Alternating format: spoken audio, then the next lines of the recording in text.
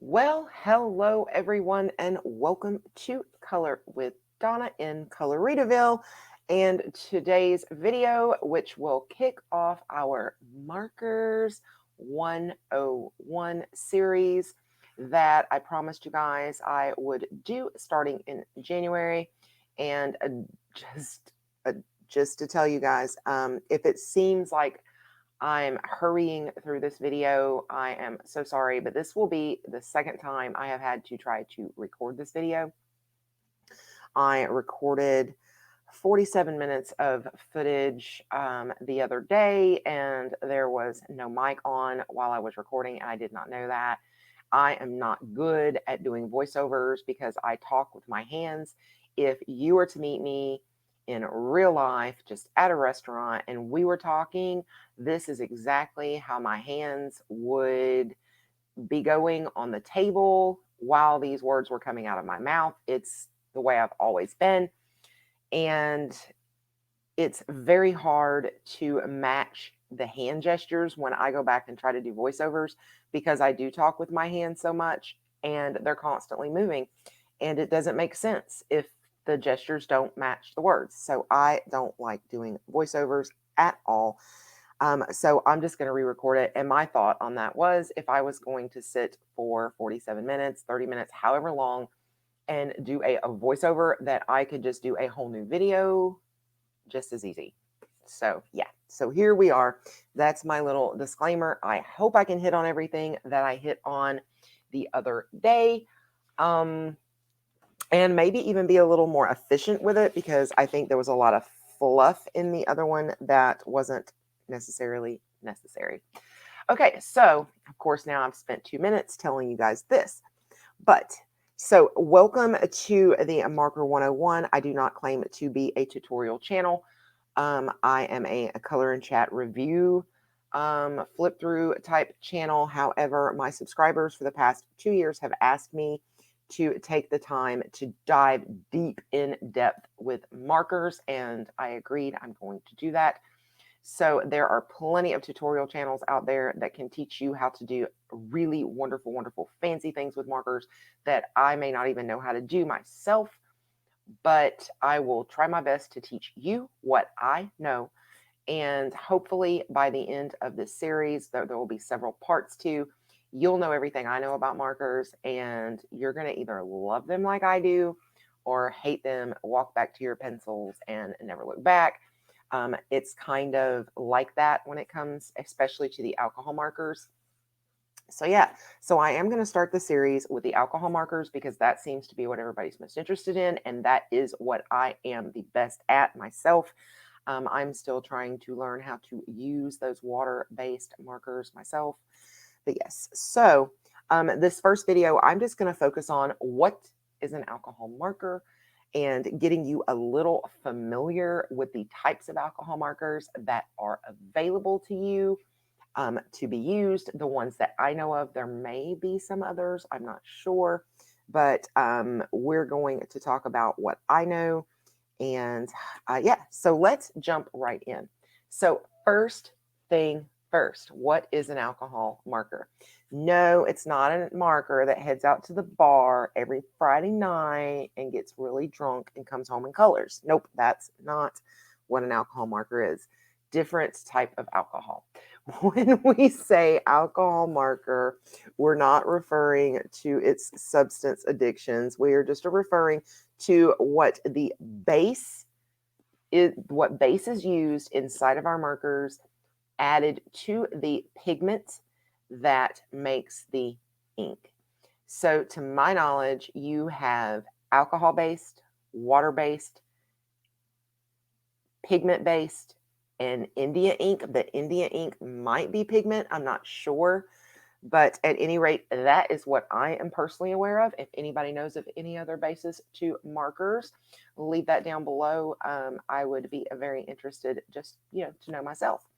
So the alcohol-based markers are really good at if you're doing your coloring or manga art and illustrations and things like that, because you can get a highly saturated and very vivid, bright, flat base coat down. And then, of course, you can add other markers to do blending and things like that. But what the alcohol marker is the absolute best at is a nice, solid, flat coat without any marks and things. You may have seen people who, watercolor markers or watercolor in general can be kind of splotchy. When you work with your alcohol markers, you can get a nice, solid, flat coat with that, which makes it wonderful. But there is a big drawback to alcohol marker, and that is that, and I'm just going to show you real quick for those of you who are brand new, just here on the corner of this paper, and this is a Jade Summer book, which I probably should not be using because it has black background. But you can see that alcohol marker bleeds through it. You always need to have something behind. This is what happens when you color with alcohol markers. This is just a page of cardstock that I keep behind my paper. So when you're coloring, alcohol markers are notorious for bleeding through. That's just what happens when the alcohol gets into the paper. It's the way that it reacts. It goes straight through there and it pulls that ink and pigment through with it. So that is the big downfall to the alcohol-based markers. But other than that, in my opinion, that's the only downfall, because as you see, that is a very flat, beautiful coat, and you can just keep going back over it. And as you go back over it, an alcohol marker, the ink just keeps getting darker and darker and darker with each layer, but it doesn't damage the paper. And you can't do that with a water-based marker. A water-based marker is going to peel that paper up and it's just going to be terrible. But you see this bleed through? That's just what happens with alcohol markers. So that is the number one downside. So if you're going to use alcohol markers, you need to be using books, papers that are single-sided, meaning that there is no image on the reverse side. And you need to make sure that you always have a piece of cardstock or something behind that. A lot of people do use the plastic sheets that you can get them at like dollar stores. They're the really flexible, like cutting board mats, and they're only like $1 for maybe 3 or 4 of those in a pack. I did use those for a while, and I personally do not like them because I feel, because I do a lot of like putting heavy layers down, and you see how this bled through to this paper. Well, what's really nice is this paper is just thick enough that it didn't go through the back of this one because it is cardstock, not regular paper. What was happening with me with those plastic sheets is when this ink would go through here as I was making it darker or, blending or things like that we'll talk about much later in the series. What would happen is this alcohol ink would go through the paper onto that plastic where it floats because it can't go anywhere. It's wet and it was floating and it was moving like a cross and it was coming back up and ruining my page that I was coloring on. I was having a lot more spreading of the ink and things like that. I really, really prefer to use a cardstock behind my alcohol-based colorings that I use because it will bleed through here and it will get onto the cardstock and absorb some into that cardstock. Instead of spreading, it quickly absorbs and dries. So it makes it easier for me to stay in the lines, which is something else we will also get into later on. But yes, and I will try my best to remember when we get to that, talking about staying within the lines and bleeding out with the alcohol marker. Hopefully I'll remember to bring this back up again, that it does play heavily. How much of that happens plays heavily into what you're putting behind your image. Yes, so I do prefer to use cardstock myself. It can be just a blank piece of cardstock. It can be something that you've colored that you didn't like, or what have you.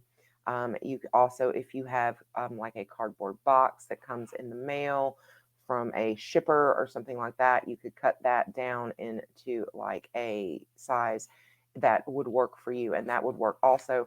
The main thing, in my opinion, is making sure it is something that is going to not be a plastic substance that does not help absorb the ink that does come through. Okay, so off of that little soapbox.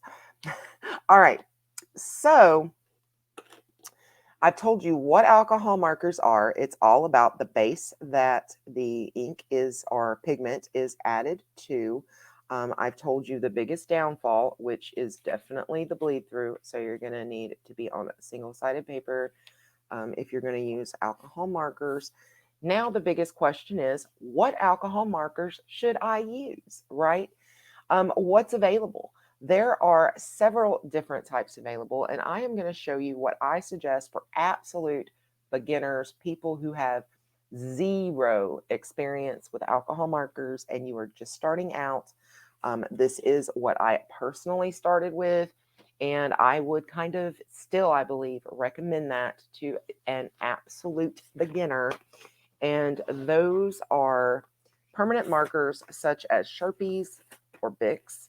This is what I began my coloring journey with, and I am a big proponent of starting with these. The main reason being, they are so easy to get. You can get them anywhere. If you finish watching this video today and you go, oh, I want to try markers, you can go to any store, pretty much, your Family Dollars, Dollar Generals, Walmarts, Targets, even grocery stores, and you're going to find some Sharpies, okay? So they are so easily to find. They're so readily available, whether it be an office supply, grocery, pharmacies. A lot of pharmacies have them. Just about anywhere you go that sells some type of office or stationery is going to have Sharpies. So that's my number one reason, is because they are so readily available. My number two reason is that you're not spending an arm and a leg. There are some budget-friendly alcohol markers that you can get that work out to about the same price as Sharpies and things, but it's just, in my opinion, this is just the way to begin. Now, these are the ultra fine point markers, because I don't have my fine point Sharpies anymore, and I don't know why. I don't know what's happened to them. I can't find them. But with the ultra fine, it is a super duper fine point, and you can get very fine lines, and you can't even hardly see that. Let me get one that's a little darker that's going to show up better. Bitter. You can get very fine lines with these ultra fine points. Now, I have actually colored very large areas over time with these markers myself. When I first colored, I did prefer the ultra fine point, simply because sometimes the fine point was really too big for an area that I was trying to color. And at that point, I really wasn't keeping a lot of markers laying around. So I just kind of started buying the fine point. And yes, I guess this is where I perfected, because people have asked me time and time again, how do you get such a great thin coat, or a great solid coat? Why isn't there any streaks? How do you do this? And I guess probably the truth of the matter is, I started out with these ultra fine point markers, and I colored in like big areas like this. And over time, I learned how to work these markers, even coloring in very large areas with such a fine point, that when I moved on to other markers, that it was really simple for me, I guess. I think that could be why. At least part of it could be accredited to the fact that I pretty much started coloring with these ultra fine points, even for larger areas. Now, do I recommend as you move along that you do that? No, because I know how much of my time was probably wasted coloring and things like that. You see how long it took to color in that little area. But they do have the fine point Sharpies, which do have bigger nibs, much more similar to what others markers have. And then this is the Bic marking, and these are old pens. So I think now Bic has, what is it? The Bic, I can't think of what the new Bic is called at the moment. I don't know if they have Bic markings, but the thing I do like about Bic is that they do put, like, this is Fandango Pink. They do put color names on their pens, and Sharpies does not. But I do. I began with these ultra fines. I rarely ever used the fine points. What I did find myself was those fine points on the Sharpies, and the Bics tended to get a little mushy over time. They softened up, and I wasn't able to get like crisp lines. So yeah, that's why I chose to use the ultra fines. But as you can see, it takes a very long time to color in larger areas. But these things are great on small areas because the tip of these is very similar to like just a Staedtler fine liner tip.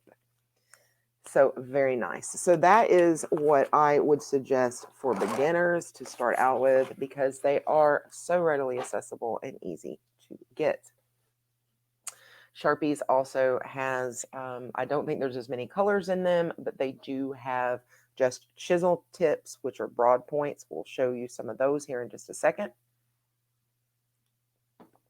And yeah, so there's many, there are those, you have the fine point, the ultra fine, and the chisel on those, but I don't think the chisels come in as many colors, and each one is single-sided, meaning it only has one tip. Now, these are different types of art markers. This is not by any means all the brands of art markers that I own. I actually did grab some more of the pricier ones here, and I'm sorry there was a method to that madness, but these are two very budget friendlies here. I was just trying to look for combinations of nib types so I could show, and I also wanted to grab a marker that was refillable. Okay, so there's different, like I said, there are different types. Your basic run-of-the-mill art marker that you are going to find, which are alcohol-based on Amazon and places like that, when you order them, they're going to be very similar to this. This is actually a Cali Art, and this is the newer Cali Art that are round barrels. Their older barrels were square. But these markers generally come with a fine tip,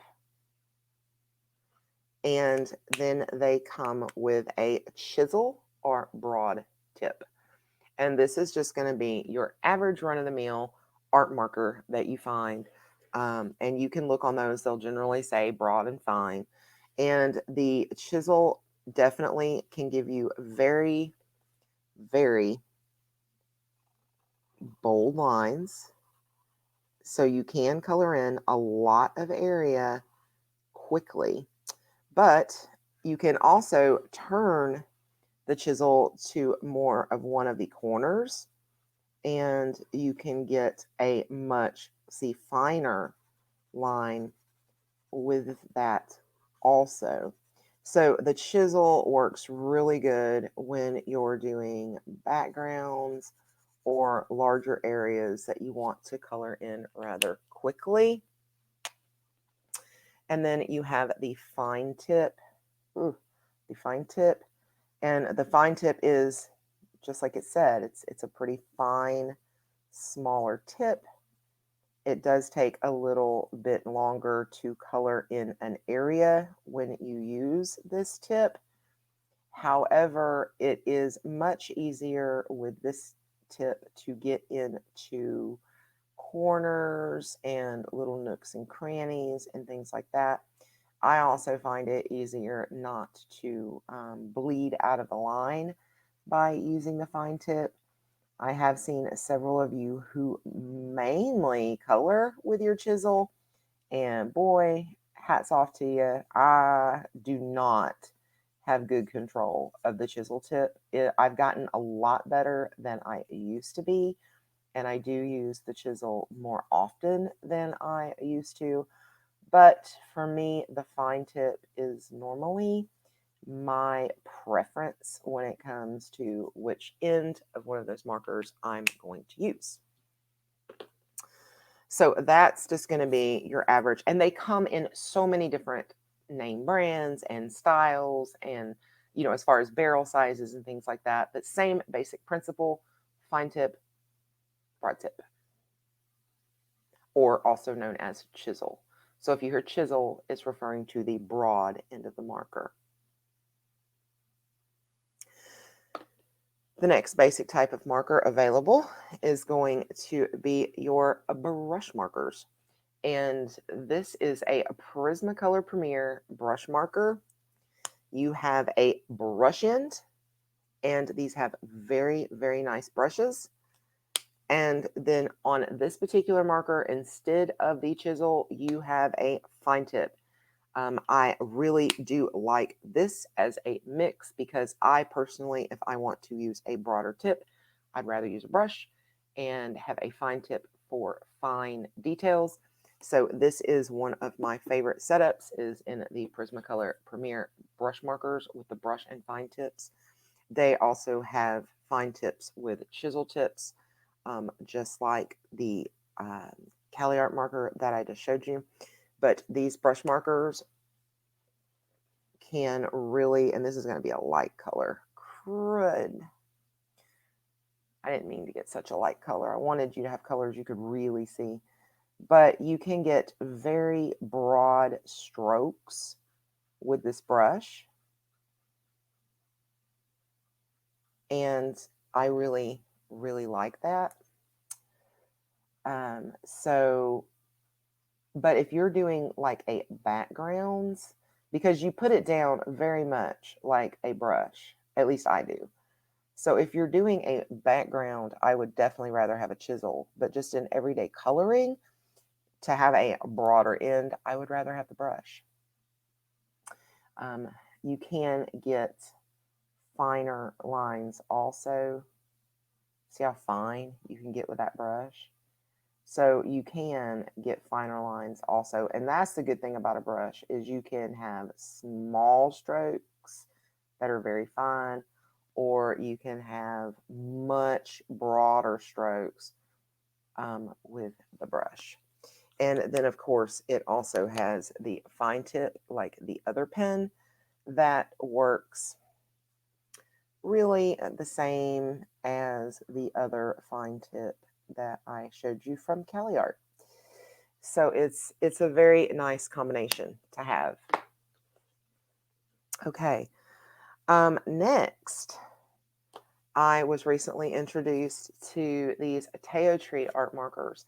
They are much longer than a standard art marker in barrel size. If you go from here, this barrel ends here. This barrel ends here, where this barrel ends here. I can't attest to if it actually has more ink or the same, or less ink, or the same amount of ink, or anything like that. But what I like about these is they are thinner. They feel much more like a pencil or a pen or something like that in your hands, opposed to something big and bulky. So if the bigness of a marker kind of makes you nervous, then you should try something like this. Taotree has these out now. I've seen another company that I can't remember the name of, but there's not as many. This one is a 101 set. And then I think Shuttle Art also has a 101 set. And these little small markers, I do like the Taotree one myself. And they come with a fine tip, which I do feel like gets a finer line than a regular fine tip. I've had a few people who have told me that they do not agree with that assessment, that it's the exact same. But to me, this nib does seem smaller. I don't think it's just a mind trick with the barrel size. I do feel like I can get into areas that are just a little more narrow with these than I necessarily can with, say, my Cali Arts. So I guess that's just going to have to be up for debate and opinion and preference, but that is what I think. I like these a lot because they're easy to travel with and things like that. So yeah, I really do. And I've been using them like in color by number books and things of that nature. And then you have a chisel nib, and this chisel nib is by far definitely smaller than other chisels. That's just very obvious by looking at the marker itself. You can get, again, fairly large, broad strokes with the marker. And of course, again, if you twist it and use a tip, you have a much finer point. So you have markers that have a fine and a chisel. You have a skinny marker with fine and chisel. You have markers who have brushes and fine tips. And then you also have brushes that are markers that have, well, I'll save this one for last, I think. This is actually a graphic B marker. It's a little different than anything I had seen before. This one, you have a nice brush on one end, and then you have an ultra fine point like those Sharpies on the opposite end. That is why I got these. I absolutely adore those little bitty ones like that. So you can get very fine. You have this very, very fine point like a Sharpie that if you need to get into little tiny areas, you can. The graphic Bs are available open stock, meaning if one marker goes bad, you can get another one without buying a whole set. They are a bit pricey, but I really do like them. I was able to find a sale, and that's when I bought mine. And then these brushes are very nice brushes, very comparable to Copic. So those are a Graphite B brushes. And also, I did not mention this, the Prismacolor Premiers are replaceable also. So you don't have to buy a whole set. You can buy single individual markers. Now, your Cali Arts and like your Taotrees, when a marker is done, it's done. You toss it. And when you have used up markers, you have to replace an entire set. So that's something to keep in mind with markers also. Now, last but most definitely not least, in the markers that I pulled out are the very coveted by many Copic markers. This is the Copic Sketch, and this is the Copic Ciao. And these markers are replaceable. If you want to, something happens and you need to buy an entire new marker, you can. You can also buy ink to refill these markers. You can buy replacement nibs for these markers. So this is more like the Cadillac of alcohol marker for more advanced users and things like that wants to be able to refill their markers, replace their nibs, get a whole new marker if something catastrophic goes wrong, things like that. And when I say catastrophic, my dog chewed one of my markers. So yes, catastrophes do happen. The differences between the Copic Sketch and the Ciao, and these are your main brush markers. They do have a Copic Classic, which is very similar to like the Cali Art, Chisel, Fine. But the differences in these is your Ciaos are a little smaller in their round barrels. They're definitely they definitely hold a little less ink, but if you're refilling, it's not that big of a deal. And they come in less colors. For some reason, 216 is what sticks in my head. I'm not sure. I can tell you this: it's 72.72 plus 36. If you buy the Copic Ciao set 72 set A and B, and then the Copic Ciao set E, which is 36, you will have all of the Copic Ciaos. And then you have the Copic Sketch, which comes, it's a little bit larger capacity. It's an oval shaped barrel, and I believe it's 366 colors are available in Copic Sketch. Copic Sketch does cost a little more pen wise. I believe the Ciaos run about $5 per marker, $5 to $6 per marker, where the Copic Sketch run about $7 to $8 per marker. So yeah, so there's a little bit of a price difference. So that's why I have both the Ciao and the Sketch. I bought sets of Ciaos and got my Ciaos that way. And then what I wanted to expand my collection, I got the Copic Sketch for that purpose. With these, you do have a very, very nice Japanese brush nib. This is probably my favorite brush nib. Those graphic bees are really nice too, but the sketches are really super nice. And then you get the chisel. And here's a weird thing. I'm not very fond of the Copic chisel or broad end. I don't know. I don't know. It's just something about the way it feels.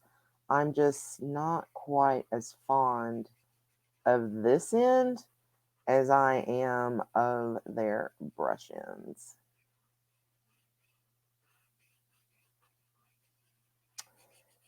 But that's how that works. And when it comes to the Ciao, it is the exact same. This is called the Super Brush. It is the exact same nib that I just showed you on the other Copic marker.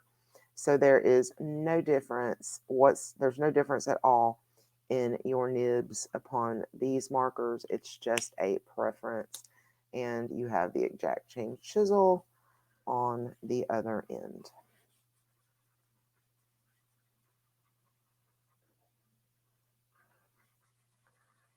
And there we go. All right, so that is it for today. I do have favorite markers that I prefer. Down in the description just below, I'm going to leave you guys links to the markers that I suggest for people that I have tried, that I put my faith in. The markers, I know that they're good quality. So if you go over and follow any of those links, you'll find from very budget friendly to a little pricier. But you'll know if you see those that I have tried them and that I absolutely love them and that I use them on a regular basis in my own personal colorings. And say if I share 100 sets, if you want a 40 set, that's fine. Buy the 40 set. I'm just trying to tell you now, if it changes like ends or something like that change, then I can't promise. But because I'm telling you, I really like the Cali Art brush markers, but I don't like Ohuhu brush markers. I prefer Ohuhu markers over Cali Art markers. So that's just, what I'm saying as far as that. But yeah, feel free to follow the links in the description. Thank you guys so much for showing up today for the video. Every link that you would ever need about anything Coloritaville is down in the description below. My email address, my PayPal me for anyone who would like to donate to the channel, my wish list on Amazon, my Instagram. It is all down in the description of every one of my videos. Please like this video, give it a big thumbs up. It really helps the channel. Leave me a comment. Let me know what you would like to see in the future upcoming Marker 101 videos as we move along. We're going to take this step by step by step until you know everything that I know. So yeah, so thanks again. If you have not subscribed to the channel, please consider doing so. It should be popping up on your screen anytime now if it hasn't already. It's an easy one click to subscribe. Be sure to ring the bell to be notified of my future uploads. I look forward to seeing you guys in my next video. Until then, guys, peace, love, and happy coloring. Bye, guys.